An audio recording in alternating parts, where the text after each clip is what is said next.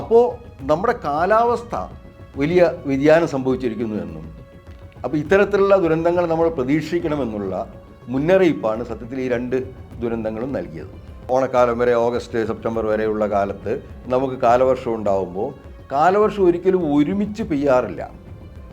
കാലവർഷം യഥാർത്ഥത്തിൽ ഇപ്പോൾ ഒരു ദിവസം വലിയ തോതിൽ പെയ്യുന്നത് 40 മില്ലിമീറ്ററൊക്കെയാണ് സാധാരണയിൽ മുൻപ് പെയ്തിരുന്നത്.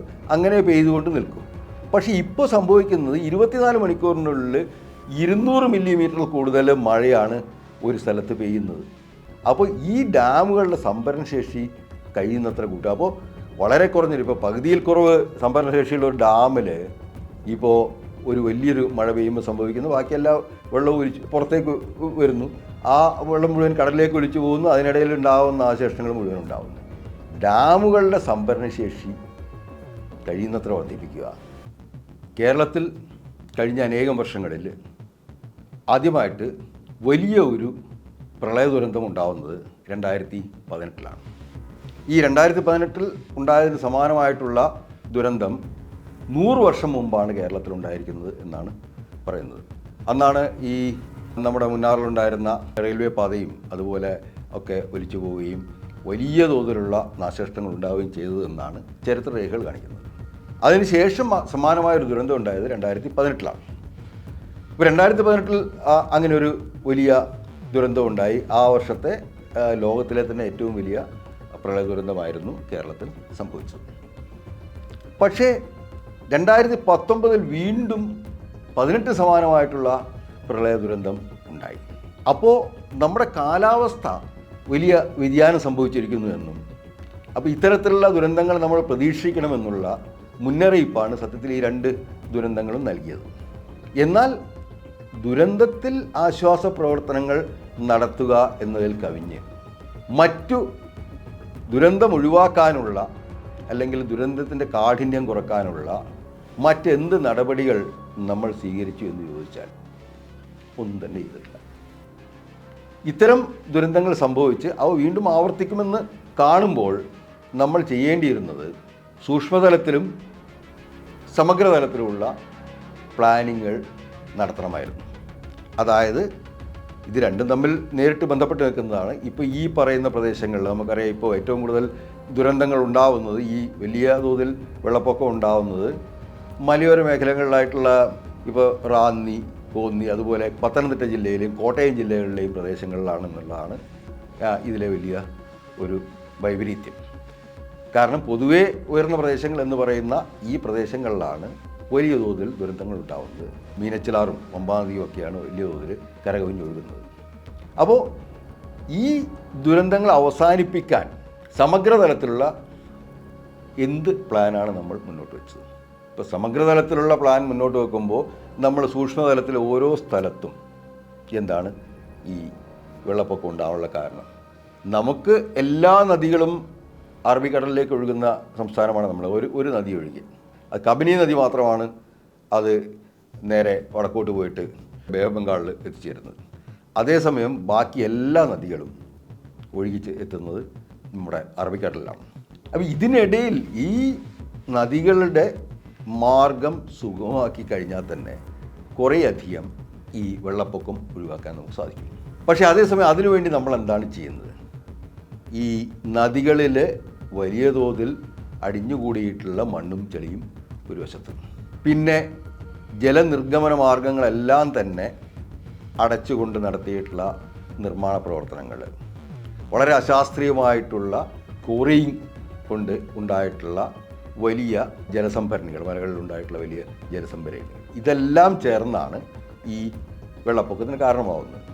അതിന് ഏറ്റവും പ്രധാനപ്പെട്ട കാരണം കാലവർഷം നടക്കുമ്പോൾ ജൂൺ മുതൽ ഏകദേശം ഓണക്കാലം വരെ ഓഗസ്റ്റ് സെപ്റ്റംബർ വരെയുള്ള കാലത്ത് നമുക്ക് കാലവർഷം ഉണ്ടാകുമ്പോൾ കാലവർഷം ഒരിക്കലും ഒരുമിച്ച് പെയ്യാറില്ല.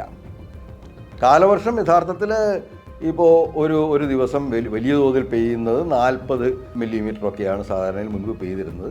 അങ്ങനെ പെയ്തുകൊണ്ട് നിൽക്കും. പക്ഷേ ഇപ്പോൾ സംഭവിക്കുന്നത് 24 മണിക്കൂറിനുള്ളിൽ 200 മില്ലിമീറ്റർ കൂടുതൽ മഴയാണ് ഒരു സ്ഥലത്ത് പെയ്യുന്നത്. ഇപ്പോൾ കഴിഞ്ഞ ദിവസം ഈ പത്തനംതിട്ട ജില്ലയിലും മറ്റും പെയ്തത് 207 മഴയാണ്. അതുപോലെ വയനാട്ടിലും അതുപോലെ തന്നെയാണ് പെയ്തിരിക്കുന്നത്, 187 മറ്റൊക്കെ പെയ്യും.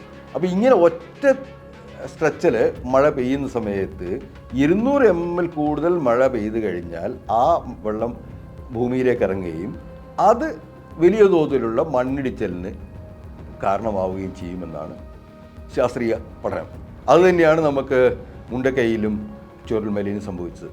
ഒരു ദിവസം 200 മില്ലിമീറ്ററിലധികം മഴ 2-3 ദിവസം തുടർച്ചയായി പെയ്തപ്പോഴാണ് അവിടെ വലിയ തോതിൽ ഉരുൾപൊട്ടലുണ്ടായത്. അപ്പോൾ ഉരുൾപൊട്ടലിൻ്റെ ഒരു പ്രധാന കാരണം ഒരു സമയത്ത് വലിയ തോതിൽ 200 mm കൂടുതൽ മഴ പെയ്യുന്നു എന്നുള്ളതാണ്. അപ്പോൾ മുമ്പ് അങ്ങനെ ഒരു പ്രതിഭാസം നമുക്കുണ്ടായിരുന്നില്ല. നമ്മുടെ ഇപ്പോൾ 20 mm മഴയൊക്കെ പെയ്യുമ്പോൾ തന്നെ വലിയ മഴയായിട്ടാണ് നമ്മൾ കണക്കാക്കിയിരുന്നത്. പക്ഷേ അത് പോയി ഇപ്പോൾ അത് 200 mm ആയിലാണ് ഒരു സമയത്തൊക്കെ 24 മണിക്കൂറിനുള്ളിൽ പെയ്യുന്നത്. അപ്പോൾ ഈ ഒരു പ്രതിഭാസം വന്നു കഴിഞ്ഞാൽ പിന്നെ നമുക്കതിന് ചെയ്യാൻ പറ്റുന്നത് മുൻകരുതലുകൾ എടുക്കുക എന്നുള്ളത് മാത്രമാണ്. അപ്പോൾ ഈ മുൻകരുതലുകൾ എടുക്കാൻ വേണ്ടിയിട്ട് നമ്മൾ എന്ത് തരത്തിലുള്ള ദീർഘകാല പദ്ധതികളാണ് ആവിഷ്കരിച്ചിരിക്കുന്നത്, അവ നടപ്പാക്കുന്നതിൽ നമ്മൾ വല്ല രീതിയിൽ ശ്രദ്ധിച്ചിട്ടുണ്ടോ? ഇത് രണ്ടും ഇല്ലാത്തതാണ്. മഴ വരുമ്പോൾ പെട്ടെന്ന് കുറേ ദുരിതാശ്വാസ ക്യാമ്പുകൾ തുറക്കുന്നു, ദുരിതാശ്വാസ പ്രവർത്തനം നടക്കുന്നു, മഴ നിൽക്കുന്നതോട് കൂടിയിട്ട് നമ്മളത് മറക്കുന്നു. പിന്നെ അടുത്ത മഴക്കാലത്താണ് നമ്മളിതിനെക്കുറിച്ച് ചിന്തിക്കുന്നത്. യഥാർത്ഥത്തിൽ ഇത് വലിയ രീതിയിൽ അത് പ്ലാൻ ചെയ്ത് സമഗ്രമായ പദ്ധതികൾ നടപ്പിലാക്കി ആദ്യമായിട്ട് ഈ ജലനിർഗമന മാർഗങ്ങൾ കഴിയുന്നത്ര തുറന്ന് അവ വലിയ മഴ പെയ്യുന്ന സമയത്ത് കടലിലേക്ക് ഒഴുകി പോകാനും, അതുപോലെ തന്നെ ഇതൊക്കെ ഇപ്പോൾ ഈ വലിയ ഉരുൾപൊട്ടലുകളൊക്കെ ഉണ്ടാകുമ്പോഴുള്ള പ്രശ്നം എന്താണെന്ന് വെച്ച് കഴിഞ്ഞാൽ ഇപ്പോൾ വലിയ ഡാമുകളിലൊക്കെ തന്നെ ആ ഉരുൾപൊട്ടിയിട്ട് വരുന്ന കല്ലും മണ്ണും എല്ലാം ഒലിച്ചിറങ്ങുന്ന ഈ ഡാമുകളിലേക്കാണ്. അപ്പോൾ ഡാമുകളുടെ സംഭരണ ശേഷി തീരെ കുറഞ്ഞിരിക്കുന്നു. അപ്പോൾ ഈ ഡാമുകളുടെ സംഭരണ ശേഷി കഴിയുന്നത്ര കൂട്ടുക. അപ്പോൾ വളരെ കുറഞ്ഞൊരു ഇപ്പോൾ പകുതിയിൽ കുറവ് സംഭരണ ശേഷിയുള്ള ഒരു ഡാമിൽ ഇപ്പോൾ ഒരു വലിയൊരു മഴ പെയ്യുമ്പോൾ സംഭവിക്കുന്നു, ബാക്കിയെല്ലാ വെള്ളവും ഒലിച്ച് പുറത്തേക്ക് വരുന്നു, ആ വെള്ളം മുഴുവൻ കടലിലേക്ക് ഒലിച്ചു പോകുന്നു, അതിനിടയിൽ ഉണ്ടാകുന്ന നാശനഷ്ടങ്ങൾ മുഴുവൻ ഉണ്ടാകുന്നു. ഡാമുകളുടെ സംഭരണശേഷി കഴിയുന്നത്ര വർദ്ധിപ്പിക്കുക. അതുപോലെ ഈ നമ്മുടെ പുഴകളിലും അതുപോലെ തന്നെ ഈ തോടുകളിലുമൊക്കെ അടിഞ്ഞുകൂടിയിട്ടുള്ള ചളിയും മാലിന്യങ്ങളും നീക്കം ചെയ്തുകൊണ്ട് അവ കൂടുതൽ ജലനിർഗമനത്തിന് സാധ്യതയുള്ളതാക്കി മാറ്റുക. ഇത്തരത്തിലുള്ള പ്രാഥമികമായ കാര്യങ്ങളാണ്.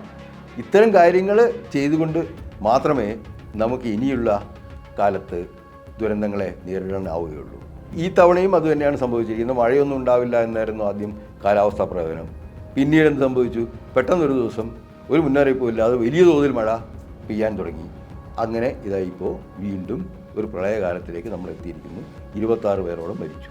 പ്രളയ ദുരിതാശ്വാസത്തിന് പോയിട്ടുള്ള ഒരു രാജേഷ് എന്ന ഒരാളും ഇതിൽ മരിച്ചു പോയിട്ടുണ്ട്.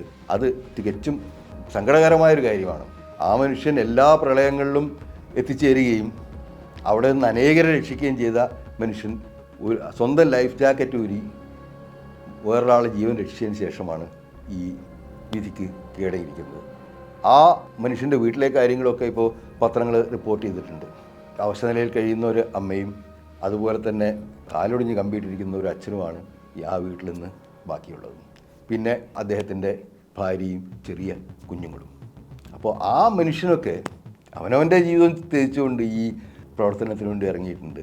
അതൊന്നും നമ്മൾ എത്രയും ഗാഢമായിട്ട് സ്മരിക്കേണ്ട കാര്യങ്ങളാണ്. ചില ആ മനുഷ്യനെക്കുറിച്ച് നമ്മൾ ആലോചിക്കുമ്പോൾ നമ്മുടെ കണ്ണ് നിറഞ്ഞു പോകും. കാരണം അത്തരത്തിൽ മനുഷ്യശ്രേയായിട്ടുള്ള ആളുകൾ. അപ്പോൾ ഇങ്ങനെ അനേകം പേര് നമുക്കറിയാം. ഇപ്പോൾ ഈ തീരദേശത്ത് നിന്ന് വള്ളങ്ങളുമായിട്ട് വന്നിട്ട് 2018 വന്നു.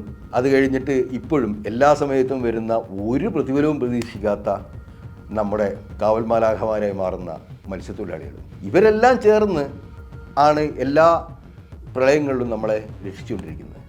പക്ഷേ ഈ പ്രളയങ്ങൾ അവസാനിപ്പിക്കാനുള്ള എന്ത് നടപടിയാണ് നമ്മൾ സ്വീകരിച്ചത് എന്നുള്ളതാണ് ചോദ്യം. ഇത് ഇനിയെങ്കിലും നമ്മൾ അത്തരത്തിലുള്ള ഒരു പ്ലാനിങ് നടത്തിയില്ലെങ്കിൽ, അതനുസരിച്ചിട്ട് ഈ വേനൽക്കാലത്ത് തന്നെ പ്രളയത്തെ നേരിടാൻ ആവശ്യമായിട്ടുള്ള സജ്ജീകരണങ്ങൾ ഏർപ്പെടുത്തിയില്ലെങ്കിൽ ഇനിയും ഇത് ആവർത്തിച്ചുകൊണ്ടേയിരിക്കും. ഇനിയും ഈ ദുരന്തങ്ങൾ ആവർത്തിക്കും. നമ്മുടെ മുന്നിൽ ഇങ്ങനെ ജനങ്ങളുടെ ദുരിതം വന്നുകൊണ്ടേയിരിക്കും. അപ്പോൾ ഇക്കാര്യങ്ങളാണ് ഇനി കൃത്യമായിട്ട് സംസ്ഥാന സർക്കാർ ഏറ്റവും കൂടുതൽ ശ്രദ്ധ കൊടുക്കേണ്ടത് ഈ ഒരു കാര്യത്തിലാണ്. നമുക്കറിയാം, നമുക്ക് മറ്റ് കേന്ദ്ര സർക്കാരിൽ നിന്ന് നമുക്ക് യാതൊരു തരത്തിലുള്ള സഹായവും 2018 ലഭിച്ചിട്ടില്ല, ഇനിയും ലഭിക്കാൻ പോകുന്നില്ല. ഇത് നമ്മുടെ തന്നെ ഒരു ദൗത്യമായി നമ്മൾ ഏറ്റെടുക്കേണ്ട കാലമാണ് വന്നിരിക്കുന്നത്. ആ ദൗത്യം ഏറ്റെടുക്കാൻ ഏറ്റവും കൂടുതൽ മുന്നിട്ടിറങ്ങേണ്ടത് കേരള സംസ്ഥാന സർക്കാർ തന്നെ.